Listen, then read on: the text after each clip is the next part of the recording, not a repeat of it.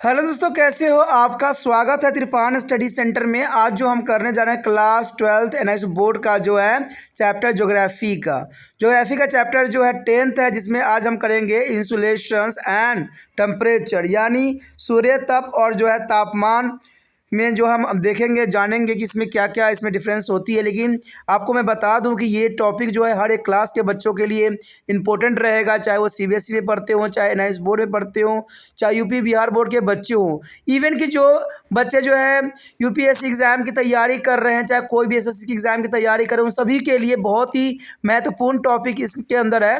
लेकिन आपको पता है कि टॉपिक स्टार्ट करने से पहले एक बात जो मैं हमेशा कहता हूँ, जिसको आपको सोचना भी चाहिए, विचार भी करना चाहिए और अमल भी करना चाहिए, तो ये है कि जब भी वीडियो देखिए पूरा देखिए, क्योंकि अधूरा जानकारी सदैव खतरनाक होता है। साथ में एक इंपॉर्टेंट बात ये भी रहता है, अगर आप पहली बार वीडियो देख रहे हो तो लाइक शेयर सब्सक्राइब करना मत भूलना, क्योंकि दोस्तों लाइक कीजिएगा तो बनाने वाले का मनोबल बढ़ता है, सब्सक्राइब कीजिएगा तो इससे ये होता है कि जब भी मैं कोई वीडियो डालूंगा उसका नोटिफिकेशन आपको समय रहते मिल जाएगा। और देखिए शेयर का मतलब ये होता है कि आपके थ्रू ना जाने किन बच्चों को हेल्प मिल जाए, ये आप भी नहीं जानोगे, इसलिए जो है आप शेयर जरूर करो, ठीक है। व्हाट्सएप स्टेटस पे भी लगाओ। दोस्तों एनआईएस सेंटर जो है कई मानने में बहुत से बच्चों के लिए हेल्पफुल है, चाहे वो 8th क्लास हो, 9th 10th 11th 12th हो, चाहे वो एनआईएस बोर्ड के बच्चे हों, ठीक है, चाहे बीए एमए के बच्चे हो, सभी क्लासों के लिए कुछ ना कुछ जो है त्रिपान सेंटर में उपलब्ध है। तो इसलिए आपके लिए ज़रूरी है कि आप सब्सक्राइब करके इसको चैनल को जो है सेव कर लो, नहीं तो बाद में अगर रिसर्च करोगे तो शायद आपको ये चैनल प्राप्त ना हो। तो इसलिए सोचना नहीं, विचार नहीं करना है, सब्सक्राइब करके जो है अपने पास सेव करना है। दोस्तों ये तो बात था आपके लिए, लेकिन आप देखते हैं हमारा आज टॉपिक क्या है। The next topic is the most important here, temperature and its a distribution. That is the most important topic here. The temperatures and its distribution. Temperature is indicated there is relative to degrees of the heat of a substance, and heat is there is energy which is a make to things or object is hot. Well, the temperature is a measuring there is a intensity of heat, and though there is a quite a distinct from each other, yet heat and the temperatures are closely related to the because gain or loss of the heat necessary to the rise of lower end temperature. Important here, you know that the gain and loss of the heat is necessary to the rise or lower to the temperature. The Celsius is a scale is named after the is a Savage's astronomer is Andreas Celsius. He is associated to the internationally by scientists for the reporting to air temperature. There is a most important here. The given of Celsius here, Andreas Celsius is accepted to international by scientists, and the air temperature. The historical temperature record of the several English-speaking countries include the value on the Fahrenheit scale. The Fahrenheit temperature may be converted to there is a Celsius equivalent by the formula. The relation here, Fahrenheit and Celsius, there is Celsius equal to 5 upon 9 is F minus 32. There is the most important relation here, the Celsius and Fahrenheit change. Moreover, different in temperature determine their direction of flow of the heat, and this we can understand by the studying of temperature distribution. Okay. The distribution of temperature is a various both horizontal and vertically, and let us study it is under the horizontal distribution of temperature and the vertical distribution of temperature. The first I here the horizontal distribution of temperature. See that the horizontal distribution of temperature here, distribution of temperature across the latitude over of the surface of the earth is called horizontal distribution. On the map, the horizontal distribution of temperature is commonly shown by the isotherms. Line are connected to a point that is have equal temperature. On the isotherm is made by the two words iso and therm. Is iso mean the equal and term means is a temperature. If you study on the isothermal map, you will be find that the distribution of temperature is uneven. Uneven, there is the most important here. The important here the factor responsible for the uneven distribution of temperature as follow. There is the most important here the factor responsible for the uneven distribution of temperature. The first here latitude, land and sea contract and relief and altitudes, ocean currents, wind, vegetation cover, nature of the soil and slope and the sap. There is the most important, I repeat again, the factor of temperature. There is a altitude, land and sea contract and relief and altitudes, ocean current, winds, vegetation cover, nature of the soil and slope and sap. There is a most important factor here. Note down your notebook. And here the brief account of the factor of temperature. The first here, latitude. You have already studied under to the insolations, that is the angle of incidence goes on a decreasing from a equator to about to the pole. Higher the angle of incidence, the higher is the temperature. There is important here. Higher the angle of incidence, the higher of the temperature. And lower angle of incidence lead to be a lower of temperature. It is because of this is that higher temperature are found in the tropical region and they generally decrease at the considerable rate toward the pole. Temperature is below freezing point near the pole almost throughout the year. You know that is the most important point. The generally decrease of considerable rate toward the pole. Temperature is below the freezing point. Where? Near the pole of almost through the year. And next here, land and sea contrast. There is an important here point. Land and sea contrast affect the temperature to a great extent. The land gets heated more rapidly and to a great degrees than but as the water due to sunshine. It is also cooled down more rapidly than water is during night. Hence, the temperature is relatively highly on land during the daytime and it is the high in the water during night. You know that there is important here. The land is during daytime and the higher in the water during the night. The higher on the land during the daytime and the higher in the water during the night time. In the same way, there are the seasonal contrast in the temperature. During the summer, the air above land has a higher temperature than the ocean. During the summer, the air above the land and the higher temperature than to the ocean.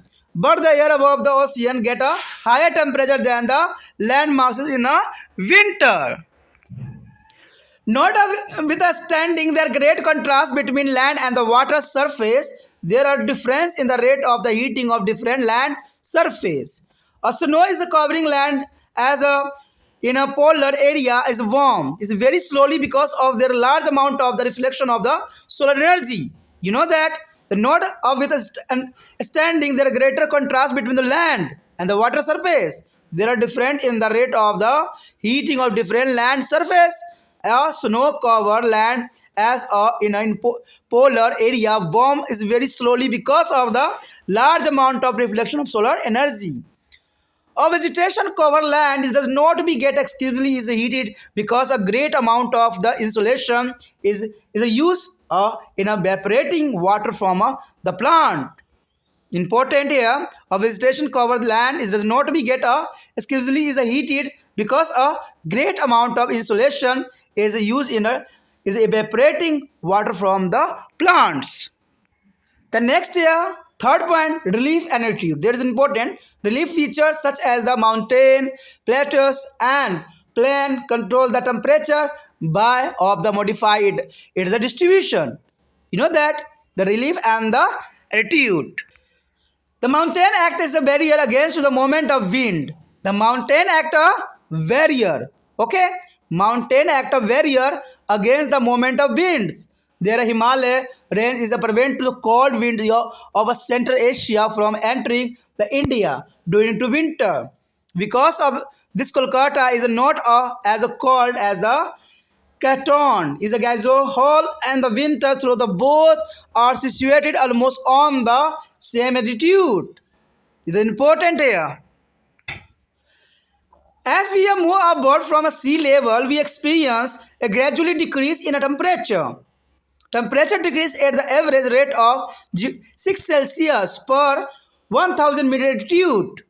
It is known as a normal lapse rate. The air at a lower evaporation is a warmer than that is a higher evaporation of because it is a closest to be a heated surface of a earth. As a result, mountains are cooler than to the plain even during to the summer. As a result, mountains are cooler and they are planned even during to summer, and it is a warm is remembering to that is the rate of decreasing of temperature with altitude. The varies with the time of the day and season and the location. Here show the diagram. There is the most important here effect of the altitude on temperature. You know that there is the most important diagram show and the map also show in this effect of the altitude of temperature. The rising altitude of temperature here and they are increasing. The area is also is increasing on this time. Is an important diagram show in this two figure. The Quito and the Guayaquil are two cities of the equator in South America and situated near the equator and relative to close to each other. And Quito is at a 2,800 meters. The high from mean sea level with the Guayaquil is just at a 12 meters altitude. However, because of difference in altitude and Quito experience annual mean to the temperature of 13.3 Celsius, while the Guayaquil is the 25.5 Celsius. Is important here. The next year, ocean currents. They are most important ocean currents here. The ocean currents are two types: is a warm and cold. The ocean current is a two types: warm and cold. The warm current make the coastal along with their flow of warmer, and the well there is a cold current is reduce the temperature of the coastals along with their flow. The northwestern European and coastal do not have freezes in the winter due to the effect of the northern altitude and drafty of warm current. While the Quebec is on the coastal of the Canada is freezing due to the cold Labradors is a current flowing along it is through the Quebec and the situated is a lower altitude than the northern west Europe coastal. There is the most important air figure. Here show the map effect of warm and cold ocean current. There is the most important show the arrow, the Gulf Stream and northern altitude of draft and a warm coastal. And the lower is the current is called coastal. There is the most important here of wind effect on the all of the world. There is an important diagram show in this picture. The next here winds. The wind is also is important here. The wind also affect to temperature because they transport heat from one region to other, about which you have already studied under education. The wind is the most important affect the temperature because transport heat from one region to other. And the next year vegetation cover. The vegetation cover is the most important here. The soil dry to the vegetation cover receive heat more rapidly than the soil under to vegetation cover because vegetation cover absorb much of the sun as a heat and then prevent a quick radiation from the earth, whereas to the farmers radiate it is a more rapidly. Hence the temperature is a variation in the dense forested area are lower than those the desert area. You know that vegetation cover is the most important effect here on the temperature. The vegetation cover is the most important. You know that there is a desert area is a no plant and there is a very low dense. And there then the temperature variation in the dense forest is the area the lower than to the heat is a desert area. For example, annual range of temperature in the equator region about 5 Celsius will there hotter desert is as high as 38 Celsius. The next here, nature of the soil. There is an important here. The color, texture and structure of the soil is a modified temperature to a great degree. There is a black, yellow and clayey soil absorb to more heat than the sandy soil. It is important here. The color, texture and structure of the soil modifies the temperature to great degrees. The black, yellow and the clay soil absorb to the more heat than to the sandy soil. And like view, the heat is radiated more rapidly from their sandy soil than from the black, yellow and clay soil. And there is temperature contrasts are relatively less in a black soil area than those of the sandy soil. The next here, slope and ascent. There is important here. The angle of the slope and its direction control the recept of the insolation. The angle of the incidence of sun as a ray is a greater along a gently slope and smaller along a steeper slope. The ray is of both the cases is a carry on equal amount of solar energy. The great concentrations of solar energy is a per unit area along to the gently slope areas in the temperature. While it is a lesser concentration along the steeper slope and the lower their temperature. For such a reason, the southern slope of the Himalaya are warmer than to the northern one. Yet the sometimes the slope in the term of a sap exposed to the sun is received the more insolation and are the warm than those which are the away from the direct ray of the sun. And you know, the northern slope of Himalaya, for example, not the function of sun, are they exposed to be cold. Northerly is the wind, are the absorbedly is cold. And on the other hand, is the southern floor of the Himalaya are sun facings, and the also is a setter from the northerly cold winds are warmer. This is important, and hence we are absorbed settlement and cultivation largely on the southern slope of their Himalaya, while the northern slope are more under forest area. There is an important point here. Land and the sea contrast leaf attitudes, oceans, crane, and wind vegetation cover nature of the soil. Slope and the sap their control their contribution of temperature in the world. The horizontal distribution of temperature over the globes can be studied easily from the map of January and July months.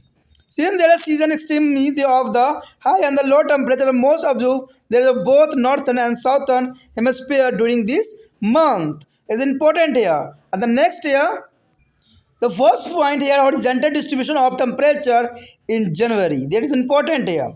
In January, there is sun sign of vertically as overhead near the topics of the Capricorn. Then it is a summer is the southern hemisphere and winter in the northern hemisphere. The high temperature is found over to the land masses is mainly in three regions of their southern hemisphere, and these regions are the northern west is a Agrarians in the east is a Central Africa and Central Australia. The isothermal of the 30 Celsius is close them. In the northern hemisphere, the land masses are is colder than to the ocean. During this time, northern East Asia experience lowest temperature. As the air is the warm is over ocean than over the landmass. In the northern hemisphere, the isothermal bend to about the pole when they are across the oceans. In the southern hemisphere, the position of the isothermal is just reverse, and there is a bend toward to the pole when there is across the land masses and toward to the equator when there is across oceans. The large expanse of the water exit in the southern hemisphere, hence the isothermals are regular and widely spaced in the southern hemisphere.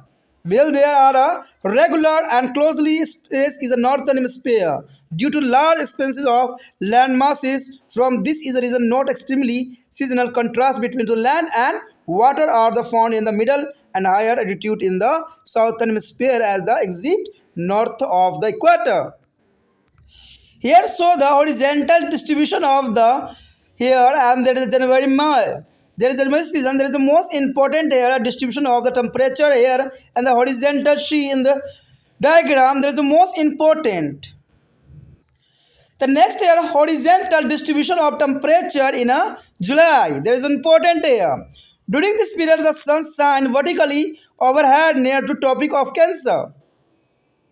Here the high temperatures are found in the entries northern hemisphere. The isothermal of 30 Celsius pass between 10 is a northern and the 14 Celsius is a northern latitudes. The regions is having this temperature include southwestern USA, the Sahara, the Arabia and Iraq, Iran and the Afghanistan desert region of India and China. However, lowest temperature of 0 Celsius Also noticed in the northern hemisphere during the summer in the center part of the Greenland. And during summer in the northern hemisphere, isotherms bend to the equator ward and while the crossing the oceans and polar ward while they are crossing land masses. In a southern hemisphere, the position of the isotherm is just opposite. Here show the diagram, the horizontal distribution of temperature on July. The July there is a temperature on the map, there is change of the sequence. There is a most important. Compared to the Jan and the July, there is a more difference. On this figure, there is important so in this picture.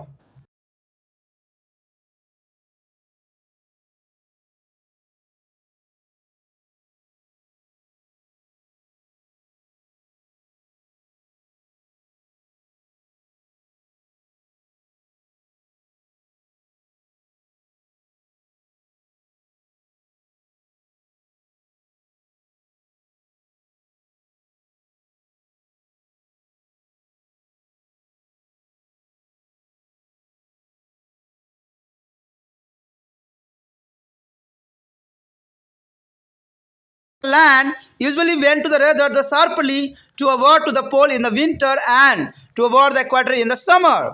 And this behavior of the isothermal is due to the differential of heating and cooling of the land masses. And the continents are the hotter in the summer and the colder in the winter than the oceans. The difference between the average temperature of the is a warmest and the coldest is a month is known as the annual range of temperature.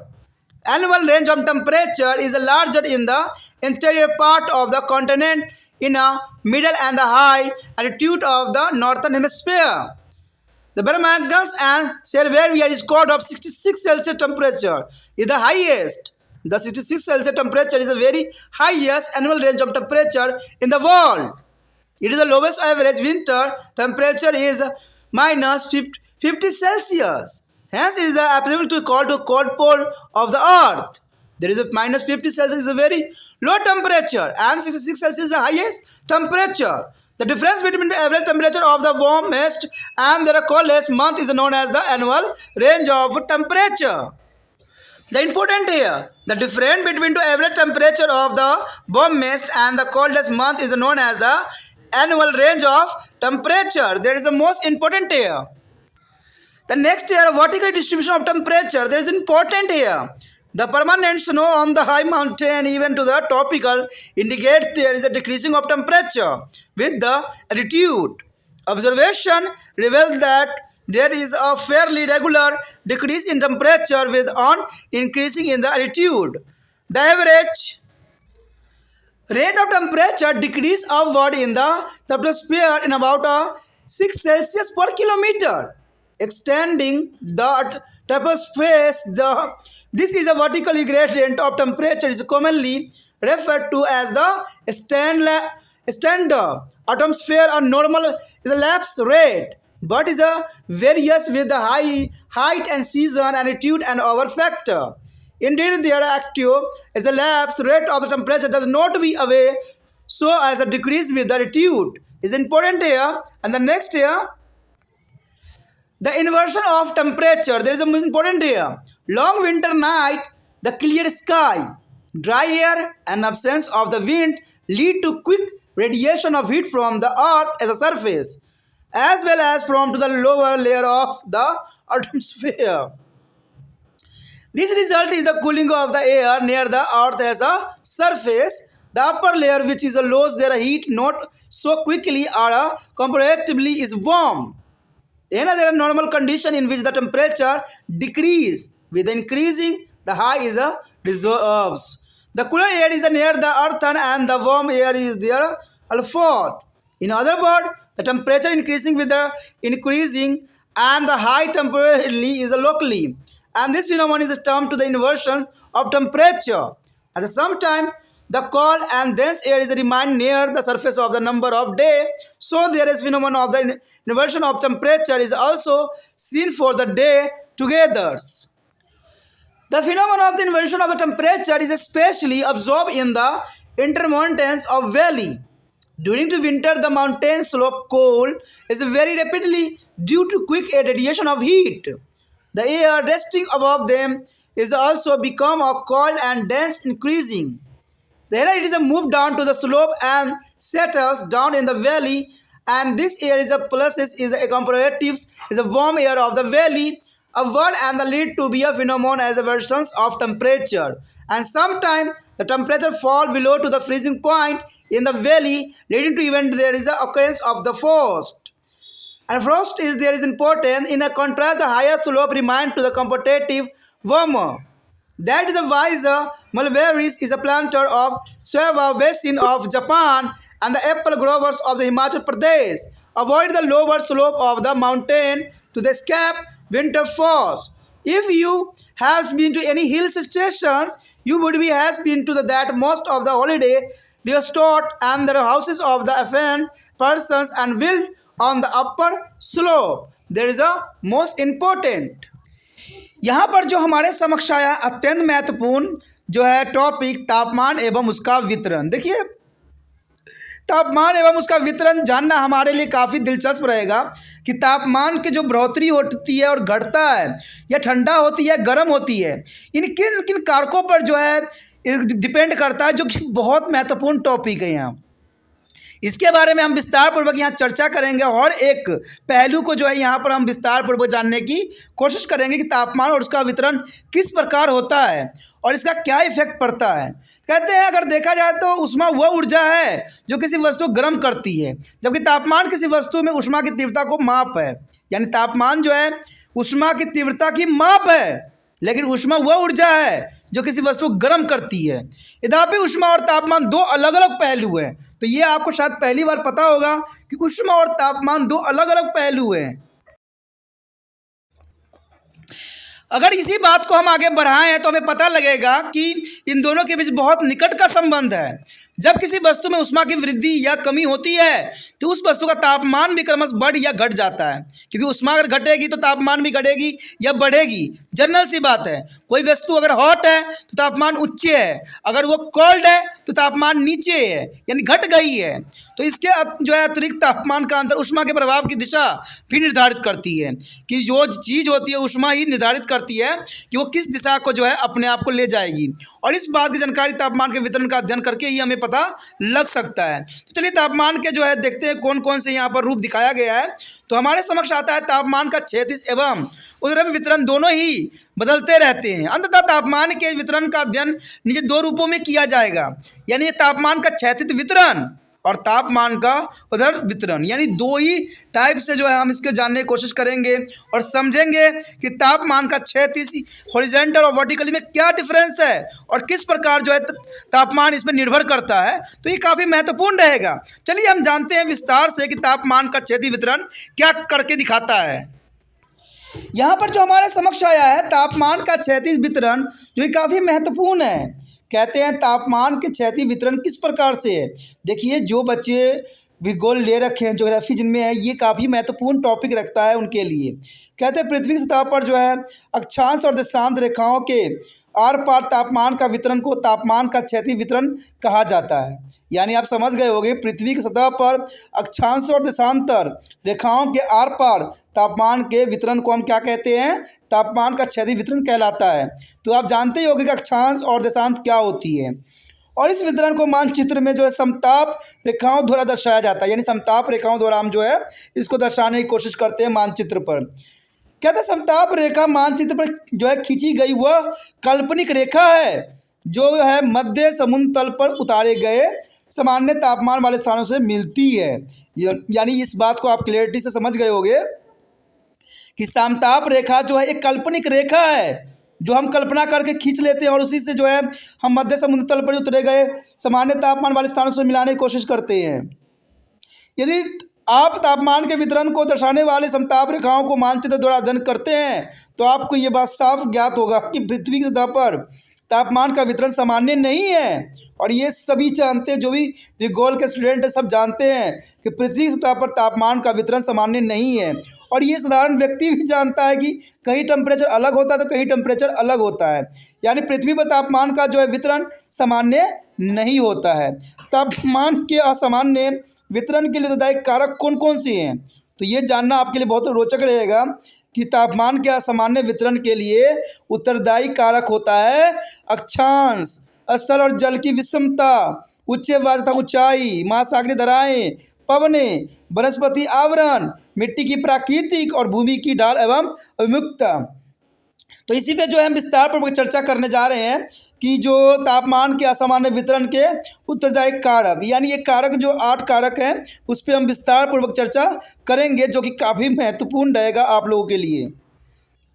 सबसे पहले हमारे समक्ष आता है अक्षांश। देखिए अक्षांश आपने सूर्य ताप के अंतर्गत पहले ही पढ़ लिया है कि विषमत्व वृत्त से ध्रुवों की ओर जाने पर सूर्य की किरणें का जो है आयतन कोण छोटा होता चला जाता है, यानी आयतन कोण जो होता है दोस्तों छोटा हो जाता है।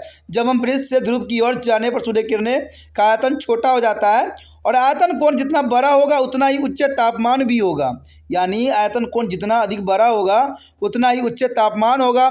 और इसके विपरीत छोटे आयतन कोण के कारण तापमान नीचे होते हैं, और इस सिद्धांत के आधार पर जो उष्ण कटिबंधीय क्षेत्रों में उच्च तापमान पाए जाते हैं, और ध्रुव पर वर्षा के अधिक भाग में तापमान हिमांक बिंदु से नीचे रहते हैं। तो ये शायद आपको पहले पता ना हो कि सिद्धांत के आधार पर अगर देखा जाए तो उष्ण कटिबंधीय क्षेत्रों में जो है उच्च तापमान पाए जाते हैं, यानी उष्ण कटिबंधीय क्षेत्रों में उच्च तापमान पाए जाते हैं, और ध्रुव पर वर्ष के अधिकतर भाग में जो तापमान होता है हिमांक बिंदु से नीचे, यानी जो है फ्रीजिंग पॉइंट से नीचे होता है।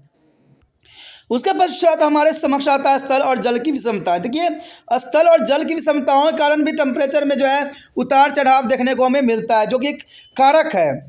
स्थल और जल की विषमता का तापमान के वितरण पर बहुत अधिक गहरा प्रभाव पड़ता है। दिन सूर्य के प्रकाश में स्थल भाग जल भाग की अपेक्षा सीधे और अधिक गर्म हो जाता है, और यह रात में भी शीघ्र और अधिक ठंडा हो जाता है। और इसका जो है आप एग्जाम्पल देख सकते हो, जो है डिजर्ट एरिया का अंतर्गत, यानी राजस्थान में ऐसे ही देखने को मिलता है हमें उतार चढ़ाव। और दिन के समय विश्व ऊंचे तापमान स्थल भाग पर पाए जाते हैं और रात के समय जल भाग पर। इसी प्रकार तापमान के वितरण को ऋतुओं के अनुसार भी विभिन्नता मिलती है, यानी जैसा ऋतु होता है उसी प्रकार जो है उसके तापमान में विभिन्नता हमें देखने को मिलता है। ग्रीष्म ऋतु में महासागरों की अपेक्षा जो है महाद्वीपों में उच्च तापमान मिलते हैं, और शीत ऋतु में महाद्वीपों की अपेक्षा महासागरों पर उच्च तापमान पाए जाते हैं। तो आप समझ सकते हो कि ये विभिन्नताएं जो है ऋतुओं के अंतर्गत ये पाया जाता है। स्थल और जल के बीच तापमान के बहुत बड़ी विषमता होने के बावजूद भी अलग अलग प्रकार के भूभागों के भी गर्म होने की दर अलग अलग ही होता है। हिम से ढका ध्रुवीय भाग बहुत धीरे धीरे गर्म होता है, क्योंकि वह सौर ऊर्जा का अधिकतर भाग जो है परिवर्तित कर देती है, जो कि काफ़ी महत्वपूर्ण बात आती है। वनस्पति से ढका भूभाग ज़्यादा गर्म नहीं हो पाता, क्योंकि जितना वनस्पति रहेगा उतना ही टेम्परेचर कम रहने की जो है चांसेस रहता है, क्योंकि सूर्य ताप के अधिक मात्रा पौधे में से जल को जो है वाष्पित करने में खर्च हो जाता है, इसलिए टेम्परेचर जो है कम जाता है, जो कि काफ़ी महत्वता को यहाँ दर्शा रहा है। उसके पश्चात हमारे समक्ष है उच्च वाच एवं ऊंचाई। देखिए ऊंचाई भी जो है तापमान को घटाने और बढ़ाने में महत्वपूर्ण योगदान देता है। कहते हैं पर्वत पठार और मैदान जैसे उच्च वाच लक्षण तापमान के वितरण को नियंत्रित करते हैं, और पवनों के प्रभाव में जो है पर्वत जो है अवरोध का कार्य भी करता है। हिमालय जो है पर्वतमाला शीत ऋतु में मध्य एशिया से आने वाली ठंडी पवनों को जो है रोककर भारत के तापमान को नीचे गिराने से रोक देती है। तो ये बहुत काफ़ी महत्वपूर्ण बात है यहाँ पर कि हिमालय पर्वतमाला शीत ऋतु में मध्य एशिया से आने वाली ठंडी पवनों को जो है रोक लेती है और भारत तापमान को नीचे गिरने से रोकती ही है। ठीक है, तभी जो है भारत का तापमान इतना नीचे नहीं गिर पाती है, क्योंकि हमारे लिए हिमालय जो है एक जो है बैरियर का काम कर रहा है, जो कि काफ़ी महत्वपूर्ण है ये बात। और इसी कारण शीत ऋतु में जो है देखा जाए कोलकाता उतना ठंडा नहीं होता है जितना जो है कैंटन में चीन, यद्यपि दोनों जगह एक ही अक्षांश वृत्त पर स्थित है। देखिए कलकत्ता हो जो कि भारत में स्थित हो, या बायोगोजो है जो कि कैंटन चीन में स्थित है, दोनों के जो है परिस्थिति एक सामान्य है, लेकिन कलकत्ता में जो है इतना अधिक ठंड नहीं हो पाती है। कारण क्या है, हिमालय जो है एक बैरियर का काम करता है कि वहाँ से आने वाले हवाओं को जो है रोक के उसको जो है भारत में प्रवेश करने से रोक देती है।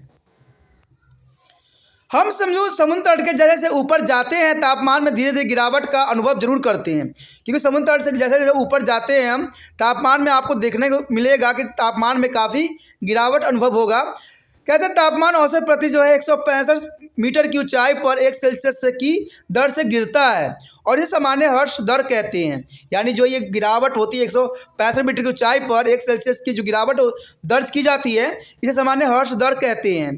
कम ऊंचाई की वायु तप्त जो है धरातल के निकट होने की धनी होने के कारण अधिक ऊंचाई की वायु से ज़्यादा गर्म हो जाती है और यही कारण है कि शीत ऋतु में मैदानों की अपेक्षा पर्वत भाग जो है ठंडे होते चले जाते हैं। यानी देखा जाए तो शीत ऋतु में मैदानों की अपेक्षा पर्वत जो होते हैं काफ़ी ठंडे होते हैं। यहाँ ये भी बात याद रखने वाली है कि किसी स्थान पर ऊंचाई के साथ तापमान कम होने की दर दिन के विभिन्न समय, ऋतु और स्थान की स्थिति के अनुसार बदलती रहती है, जो काफ़ी महत्वपूर्ण है। इस समय, ऋतु और स्थान की स्थिति के अनुसार जो है तापमान बदलती रहती है और ये डिपेंड करता है ऊंचाई और जो है मैदानी क्षेत्र पे भी ये डिपेंड करती है। जैसा कि आप इस मैप में देख सकते हो कि ऊंचाई का तापमान पर क्या प्रभाव पड़ता है और ये मैप साफ दिखाता है। आप देख सकते हो कि भारत का जो है यहाँ मानचित्र दिखाया गया है, जो कि काफ़ी महत्वपूर्ण है। ऐसे तो विश्व का ये मानचित्र है, बट इसमें भारत जो है मेन फोकस की गई है सेंटर पॉइंट पे, जो कि काफ़ी महत्वपूर्ण है। अगर दूसरे ग्राफ में आप देखोगे तो यहाँ तापमान के जो है बढ़ते क्रम और घटते क्रम के जो है काफ़ी विस्तृत जानकारी दी गई है कि जैसे ये ऊंचाई क्षेत्र में जाते हैं टेम्परेचर जो है ऊंचाई में वृद्धि हो जाती है और जो है अगर देखिएगा समुद्र के नीचे जाइएगा तो कम हो जाता है, जो कि काफ़ी महत्वपूर्ण बात यहाँ पर दर्शा रहा है ऊंचाई के तापमान को प्रभाव को इस डायग्राम में।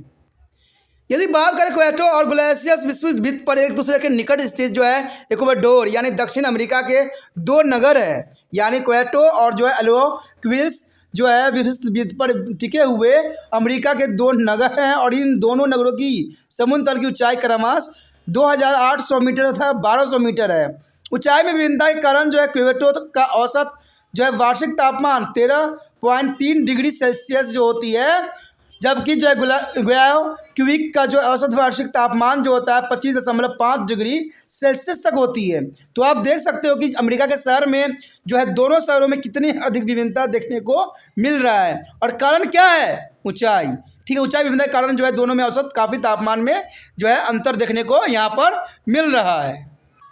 उसके पश्चात हमारे समक्ष महासागर धराएं। देखिए, महासागर भी एक कारक हो सकता है तापमान को जो है उतार चढ़ाव के लिए उत्तरदायी। कहते हैं महासागर धाराओं में गर्म और ठंडी दो प्रकार की होती है और गर्म धाराएं जिन तटों के साथ बहती है उन्हें जो है वकृत गर्म कर देती है और ठंडी धाराएं निकटवर्ती तटों को ठंडा बना देती है। उत्तरी अंटार्कटिका ड्रिफ्ट और गर्म धाराएं के कारण उत्तरी पश्चिमी यूरोप का तट जो है सर्दियों में जमने नहीं पाता है, जबकि कनाडा का जो क्वेक और जो लेब्राडोर ठंडी धरातल के कारण सर्दियों में जम जाती है। यद्यपि यह उत्तरी पश्चिमी यूरोप के तट की अपेक्षा निम्न अक्षांशों में स्थिर होती है। तो ये काफ़ी महत्वपूर्ण है महासागर धाराओं के लिए। अब इसी बात को अगर हम मैप में देखें तो ये बात काफ़ी क्लैरिटी आ जाएगी। इस मैप में आप देख सकते हो कि जहाँ पर गर्म और ठंडी महासागर धाराओं के प्रभाव को दर्शाया गया है। गर्म धाराएं जो है डार्क जो है लकीर से दर्शाया गया है और ठंडी धाराएं जो है यहाँ पर डॉटेड लाइन के जो है तीर के निशान से दिखाया गया है। आप समझ सकते हो कि किस तरह जो है इसकी गर्म धाराएं किस तरफ जाती है और ठंडी धाराएं किस तरफ जो है आके मुड़ जाती है।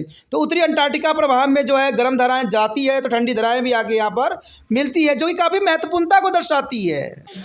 उसके पश्चात हमारा है समक्ष आया है पवने, यानी विंड्स, जो बहुत काफ़ी महत्वपूर्ण है। कहते हैं पवनों का भी बहुत काफ़ी असर देखने को मिलता है इसका फैक्टर के रूप में देखा जाए, क्योंकि हवाएं जो होती है ठंडी जलवायु लाने के लिए उत्तरदायी होती है और पवनें एक स्थान दूसरे स्थान पर जो है उष्मा का स्थानांतरित करने के लिए बहुत काफ़ी महत्वपूर्ण योगदान देती है। और इसके बारे में आप जो है परिवहन के अंदर भी पढ़ चुके हैं, मैंने बताया भी था, जैसे मैंने कूलर का एग्जाम्पल दिया था, तो वही यहाँ पर पवन जो है काफ़ी महत्वपूर्ण योगदान यहाँ पर देता है और ये संभावित बात भी है। उसके पश्चात है वनस्पति आवरण। देखिए, वनस्पति आवरण भी काफ़ी महत्वपूर्ण योगदान देता है किसी भी क्षेत्र में ऊष्मा कम या अधिक के लिए, क्योंकि वनस्पति रहता है तो काफ़ी प्रोटेक्शन के रूप में उसका कार्य देखने को मिलता है। कहते हैं वनस्पति आवरण सूर्य के जो प्राप्त ऊष्मा को सोख लेती है, क्योंकि वनस्पति आवरण जो होती है सूर्य से प्राप्त ऊष्मा को बखूबी सोख लेती है और जो है पार्थिव विकिरणों को रोकती है।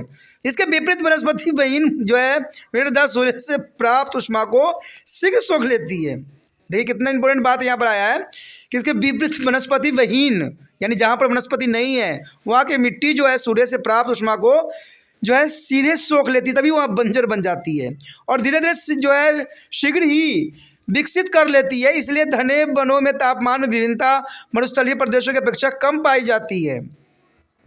उदाहरणतः विषमत प्रदेशों में जो है वार्षिक ताप परिसर लगभग 5 डिग्री से है, जबकि मरुस्थलीय प्रदेश में यह जो है 28 डिग्री तक बढ़ जाता है, जो कि काफ़ी महत्वपूर्णता को दर्शाता है। तो आप समझ सकते हो कि तापमान में जो है इतना उतार चढ़ाव जो होता है ये काफ़ी महत्वपूर्ण बात है, और इसके लिए वनस्पति जो आवरण है ये कहीं हद तक जो है उत्तरदायी है। तभी कहा जाता है ना कि वनस्पति को नष्ट ना कीजिए, क्योंकि आप वनस्पति को नष्ट कीजिएगा, आने वाला समय में वनस्पति आपको नष्ट कर देगा। इसलिए जितना हो सके पेड़ पौधे लगाना हर एक जो लोगों का एक कर्तव्य समझा जा सकता है। यहाँ पर देखें तो मिट्टी की प्राकृतिक भी काफ़ी महत्व रखता है यहाँ पर किसी भी क्षेत्र के तापमान के रिगार्डिंग। कहते मिट्टी का रंग, उसकी बनावट और संगठन किसी स्थान के तापमान को काफ़ी प्रभावित करती है। बलुआई मिट्टी की अपेक्षा काली मिट्टी तथा चिकनी मिट्टी अधिक ऊष्मा अवशोषित करती है। साथ ही बलुआई जो है मृदा काली, पीली तथा चिकनी मृदा की अपेक्षा अधिक शीघ्रता से जो है ऊष्मा विकृत कर देती है। तो ये काफ़ी महत्वपूर्ण है कि मिट्टी भी जो है ऊष्मा के लिए जो है काफ़ी उत्तरदायी होती है। यही कारण है काली मिट्टी के क्षेत्र में तापमान की विभिन्नता कम मिलती है, जबकि बलुआई मिट्टी के क्षेत्र में जो है तापमान में बहुत अधिक विभिन्नता मिलती है। समतल और चमकदार धरातल कम ऊष्मा ग्रहण करती है और शीघ्र ही विकृत कर देती है, जबकि ऊबड़ खाबड़ धरातल अधिक ऊष्मा सोख लेती है और उसका विवरण जो है विकिरण धीरे धीरे करता है। तो काफ़ी महत्वपूर्ण बात है कि मिट्टी का भी जो है पर्यावरण में बहुत काफ़ी महत्वपूर्ण स्थान है। उसके पश्चात हमारे समक्ष है भूमि का ढाल एवं अभिमुखता, यानी मिट्टी के ढाल की दिशा और उसकी कोण सूर्य ताप की प्राप्ति के नियंत्रण करते हैं। सूर्य की ओर जो प्रमुख ढलान अधिक जो है सूर्य ताप प्राप्त करते हैं, जबकि सूर्य से विमुख ढाल कम ऊष्मा प्राप्त करते हैं। ये बहुत काफ़ी महत्वपूर्ण बात है कि सूर्य के जो है अभिमुख ढलान अधिक जो है सूर्य ताप प्राप्त करते हैं, जबकि सूर्य से विमुख यानी विपरीत ढाल कम ऊष्मा प्राप्त करते, जनरल सी बात है। हिमालय के दक्षिण ढाल उत्तरी ढलानों की अपेक्षा अधिक गर्म है। यही कारण है कि अधिकांश बस्तियां और कृषि कार्य हिमालय के दक्षिण ढलानों पर पाए जाते हैं, जो कि काफ़ी महत्वपूर्ण बात आती है यहाँ पर। यदि यहाँ पर बात करें हम 2 पॉइंट की, तो काफ़ी महत्वपूर्ण है कि समुद्र तल पर उतारे गए सामान्य तापमान वाले स्थानों की मिलने वाली मानचित्र पर सीधे गई रेखाओं को समताप रेखा कहते हैं। अक्षांश तल और जल की विषमता, उच्च तथा ऊंचाई, महासागर, धाराएं, पवनें, वनस्पति आवरण, मिट्टी की प्रकृति एवं भूमि के ढाल तथा जो है अभिमुखता धरातल पर तापमान के विवरण को काफ़ी प्रभावित करने वाले प्रमुख कारक माने जाते हैं। कहते संसार में तापमान को क्षैतिज वितरण को जनवरी और जुलाई महीने के समताप रेखाओं के मानचित्र द्वारा अध्ययन किया जा सकता है, और इन 2 महीनों में अधिकतम और न्यूनतम तापमानों की जो है ऋतुओं के अनुसार विभिन्नता उत्तरी और दक्षिण गोलार्ध में अधिक स्पष्ट होती है। तो ये काफ़ी महत्वपूर्ण बात है कि हम जनवरी और जुलाई के महीनों से जो है इसका जो है आकलन कर सकते हैं। पहला पॉइंट जो हमारे समक्ष आता है, जनवरी में तापमान का क्षैतिज वितरण किस प्रकार होती है। तो काफ़ी महत्वपूर्ण बात यहाँ रखता है कि जनवरी में तापमान का क्षैतिज वितरण किस प्रकार होता है। जनवरी में सूर्य किरणें जो है मकर वृत्त के निकट लंबवत पड़ती है, यानी लंबवत पड़ती है। अंततः दक्षिण गोलार्ध में उस समय जो है ग्रीष्म ऋतु होती है और उत्तरी गोलार्ध में शीत ऋतु होती है, और इस समय दक्षिण गोलार्ध में महाद्वीपों के 3 क्षेत्रों में उच्च तापमान पाए जाते हैं। ये क्षेत्र हैं उत्तरी पश्चिमी अर्जेंटीना, पूर्वी मध्य जो है अफ्रीका, मध्यवर्ती ऑस्ट्रेलिया, और इन क्षेत्रों को जो है 30 डिग्री से समताप रेखा घेरती है। उत्तरी गोलार्ध में इस समय महासागरों की अपेक्षा जो है महाद्वीप अधिक ठंडे होते हैं, और इस ऋतु में उत्तरी पूर्वी जो है एशियाओं में सबसे कम तापमान पाए जाते हैं, जो कि काफ़ी महत्वपूर्ण बात आती है यहाँ पर। उत्तरी गोलार्ध में महाद्वीपों की अपेक्षा महासागरों के ऊपर की वायु गर्म होती है, और इसलिए यहाँ तापमान रेखाएं जो है महाद्वीपों के पार करते समय विषुववृत्त वृत्त की ओर, एक महासागरों को पार करते हुए जो है समय ध्रुव की ओर मुड़ जाती है। दक्षिण गोलार्ध में जो है समताप रेखाओं की स्थिति उत्तर गोलार्ध में समताप रेखाओं की स्थिति के ठीक विपरीत होती है, और यह महाद्वीपों को पार करते समय ध्रुव की ओर मुड़ जाती है, और महासागरों को पार करते समय विषुववर्ती रेखाओं की ओर मुड़ना स्वाभाविक बात बनती है। दक्षिण गोलार्ध में महाद्वीपों की अपेक्षा महासागरों का विस्तार अधिक है, इसलिए यहाँ समताप रेखाएं नियमित तथा दूर दूर है। इसके विपरीत उत्तरी गोलार्ध में समताप रेखाएं महाद्वीपों का अधिक विस्तार होने के कारण अनियमित तथा आसपास है।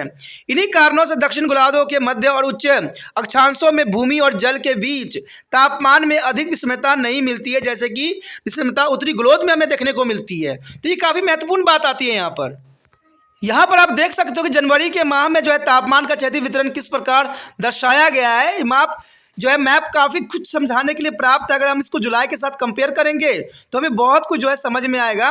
तो ये काफ़ी महत्वपूर्णता को यहाँ दर्शा रहा है। चलिए देखते हैं आगे हमारा क्या है। जुलाई में तापमान का क्षैतिज वितरण भी देखने को हमें मिल रहा है कि जुलाई में सूर्य की लंबवत किरणें कर्क वृत्त के निकट पड़ती है और इस कारण संपूर्ण उत्तरी गोलद में उच्च तापमान पाए जाते हैं और 30 डिग्री से अधिक समतल रेखाएं जो है 10 डिग्री और 40 डिग्री उत्तरी अक्षांशों के बीच गुजरती है। ऐसे उच्च तापमान के प्रमुख क्षेत्र हैं जैसे दक्षिण पश्चिमी संयुक्त राज्य अमेरिका, सहारा, अरब, इराक, ईरान और अफगानिस्तान, भारत का अमृतसर और चीन भी इसमें सम्मिलित है। लेकिन ग्रीष्म ऋतु में उत्तरी गोलद में जो है मध्यवर्ती ग्रीनलैंड जो है 0 सेल्सियस से भी न्यूनतम तापमान पाए जाते हैं। तो ये जुलाई महीने में तापमान का क्षैतिज वितरण जो है काफ़ी दिलचस्प है। कहीं 30 डिग्री सेल्सियस है तो कहीं जो है माइनस में है 0 सेल्सियस टेम्परेचर। तो काफ़ी महत्वता को यहाँ दर्शा रहा है। और इसी बात को अगर मैप में हम देखें तो यहाँ पर जुलाई के जो है तापमान के क्षैतिज वितरण को दर्शाया गया है, जो कि काफ़ी महत्वपूर्ण है। आप देख सकते हो कि कैसे उतार चढ़ाव यहाँ पर देखने को मिल रहा है, जिसको जो है यहाँ पर लाइन दर्शाई गई है। तो ये काफ़ी महत्वपूर्ण है। जुलाई के समय जो है तापमान में काफ़ी जो है उच्च वृद्धि देखने को मिलता है, तो किसी क्षेत्र में जो है काफ़ी निम्न होती है। तो ये काफ़ी महत्वपूर्ण यहाँ पर शो हो रहा है डायग्राम में। और आप देख सकते हो कि इंडिया के क्षेत्र में जो रेखाएँ दिखाई गई है वो काफ़ी ऊपरी क्षेत्र में ये दिखाया काफ़ी गर्म तापमान होती है। तो ये काफ़ी इंपॉर्टेंट बात रखता है यहाँ पर। उत्तरी गोलद में शीत ऋतु कहते हैं ग्रीष्म ऋतु की अवधि में समताप रेखाएं महासागरों को पार करते समय विषुववर्ती वृत्त की ओर मुड़ जाती है और महाद्वीपों को पार करते समय वे ध्रुवों की ओर जो है मुड़ती है। दक्षिण गोलद में जो है समताप रेखाओं की स्थिति उत्तरी गोलद की स्थिति से बिल्कुल विपरीत होती है। महासागरों पर जो है समताप रेखाएं दूर दूर और महाद्वीपों पर वो आसपास होती है। तो काफ़ी महत्वपूर्ण बात आता है। अगर जनवरी और जुलाई के समताप रेखाओं के मानचित्र का तुलनात्मक अध्ययन करने पर हमें कुछ बातों का पता लगता है। तो ये काफ़ी महत्वपूर्ण है कि जनवरी और जुलाई के समताप रेखाओं के मानचित्र तुलना करना हमारे लिए बहुत दिलचस्प रहेगा और जानेंगे कि दोनों में क्या डिफरेंसता को दर्शाता है और मुख्य बातें क्या आती है। तो यहाँ पर जो है मुख्य बातें आती है। पहला तो यही आता है कि सूर्य की लंबवत किरणें के क्षेत्र में परिवर्तन होने के कारण उच्चतम तापमान के क्षेत्र में क्षैतिज परिवर्तन देखने को हमें मिलता है।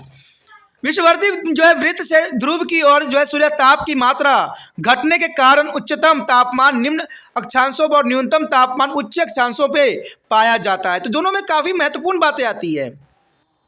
उत्तरी गोलद में समताप रेखाएं स्थल भाग छोड़ते ही जो है शीत ऋतु में तेजी से ध्रुव की ओर मुड़ जाती है और जो है ग्रीष्म ऋतु में विषुववर्ती वृत्त की ओर।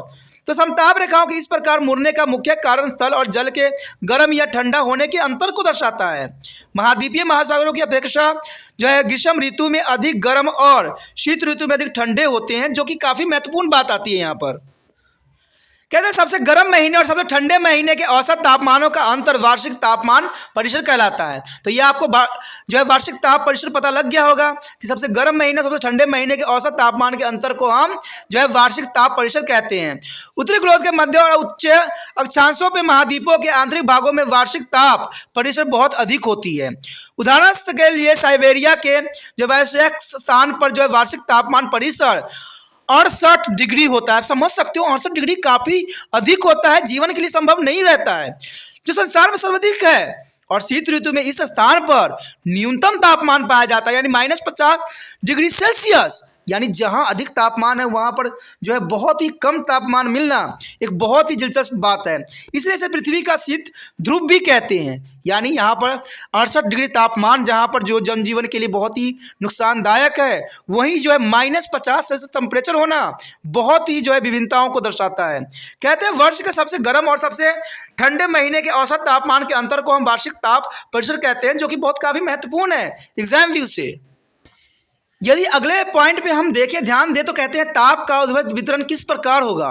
ऊर्ध्वाधर वितरण किससे होता है? देखिए, ऊंचाई के आधार पर तापमान के वितरण के जो है तापमान का जो है ऊर्ध्वाधर वितरण कहते हैं। यानी ऊंचाई के आधार पर तापमान का वितरण, यानी उसको जो है विभिन्न क्षेत्रों में देखना ऊर्ध्वाधर वितरण कहलाता है। इसका सबसे महत्वपूर्ण लक्ष्य यह है कि ऊंचाई बढ़ने के साथ साथ तापमान घटता जाता है। आप जानते हैं कि वायुमंडल मुख्यतः पार्थिव विकिरणों से गर्म होती है। यानी वायुमंडल जो है पार्थिव जो है विकिरणों से गर्म होती है और वायुमंडल की परतें जो धरातल के निकट होती है पृथ्वी के सर्वाधिक जो है ऊष्मा प्राप्त करती है। धरातल जो पृथ्वी के काफ़ी सर्वाधिक निकट है तो जरूरी जनरल सी बात है कि इसमें अधिक ऊष्मा प्राप्त करेगी, इसलिए वह सबसे ज़्यादा गर्म होती है। लेकिन जब हम ऊपर जाते हैं तो तापमान धीरे धीरे कम हो जाता है, क्योंकि ऊपर की परतें पृथ्वी के विकिरण द्वारा कम ऊर्जा जो है प्राप्त करती है। ऊंचाई बढ़ने के साथ साथ तापमान गिरने की दर 1 डिग्री से प्रति 165 मीटर होता है, इसलिए तापमान के सामान्य हर्ष दर भी कहते हैं। जितना ऊंचाई पे आप जाओगे उतना टेम्परेचर जो है कम होता जाएगा, ये स्वाभाविक बात है। ठीक है, ये इंपॉर्टेंट भी बात रखता है। अगर आप कोई किसी तीर्थ यात्रा जाते हो, अगर ऊंचाई क्षेत्र में जाते हो तो देखोगे कि वहाँ का तापमान जो है आपके जनरल क्षेत्र से वहाँ पर कुछ कम जरूर आपको जो है नजर आएगी। उसके पश्चात हमारे समक्ष है ताप विलोमता। देखिए ताप विलोमता क्या होती है। कहते हैं शीतकालीन लंबी रात, साफ आकाश और शुष्क वायु और पवनों की अनुपस्थिति के कारण धरातल तथा वायुमंडल की निचली परतों से जो है ऊष्मा का विकिरण बड़ी तीव्रता से होती है। परिणाम स्वरूप धरातल के निकट की वायु ठंडी हो जाती है और ऊपर की परतें जिनमें ऊष्मा इतनी शीघ्रता से विकिरित नहीं हो पाती है, अपेक्षाकृत गर्म रहती है और अंततः तापमान की सामान्य दशा जिसमें ऊंचाई के साथ तापमान कम होती है उलट जाती है। दूसरे शब्दों में ऊंचाई बढ़ने के साथ तापमान भी बढ़ता है। इसी स्थिति को ताप की विलोमता या तापमान विकृतम कहते हैं। कभी कभी ठंडी और भारी वायु धरातल के निकट कई दिनों तक टिकी रहती है। अंततः ताप की विलोमता की दशा कई दिनों तक चलती ही रहती है। ताप की विलोमता की स्थिति विषमता अंतर पर्वतीय घाटियों में पाई जाती है और शीत ऋतु में पर्वतीय ढलान जो है शीघ्र विकिरणों के कारण बहुत जल्दी ठंडे हो जाते हैं और इन ढलानों के निकट की वायु भी ठंडी हो जाती है और उसका घनत्व भी काफ़ी बढ़ जाता है। अंततः यह वायु के नीचे की ओर खिसक सकती है और नीचे घाटी तल पर जो है टिक जाती है। यह ठंडी और भारी वायु घाटी की अपेक्षित गर्म वायु के ऊपर की ओर धकेल देती है और इस प्रकार ताप की विलोमता की स्थिति पैदा हो जाती है और कभी कभी घाटी में वायु का तापमान हिमांक बिंदु से भी नीचे गिर जाता है। जबकि कभी कभी देखा जाए तो घाटी में वायु का तापमान हिमांक बिंदु से भी नीचे गिर जाता है, जबकि पर्वतीय ढलानों पर तापमान अपेक्षाकृत ऊंचा होता है। ये जर्नल सी बात है। अगर पर्वतीय ढलानों पर आप जाते हो तो वहाँ पर ऊंचा जो तापमान ऊंचा होता है और यही कारण है कि जापान के सूबा वेल्सिन में शहतूत के वृक्ष और जो कहते हैं हिमाचल प्रदेश में सेब के बगान पर्वतों के निचले ढलानों पर इसलिए नहीं उगाए जाते हैं कि उनकी शीत ऋतु में पाले से बचाया जा सके। यदि आप कभी पर्वतीय नगर ये गए हो तो आपने अवश्य देखा होगा कि लोगों की यात्री निवास और धनी लोगों के मकान पर्वतों के ऊपरी ढलानों पर बने होते हैं, जो काफ़ी महत्वपूर्णता को दर्शाता है और काफ़ी ज़रूरी बात है।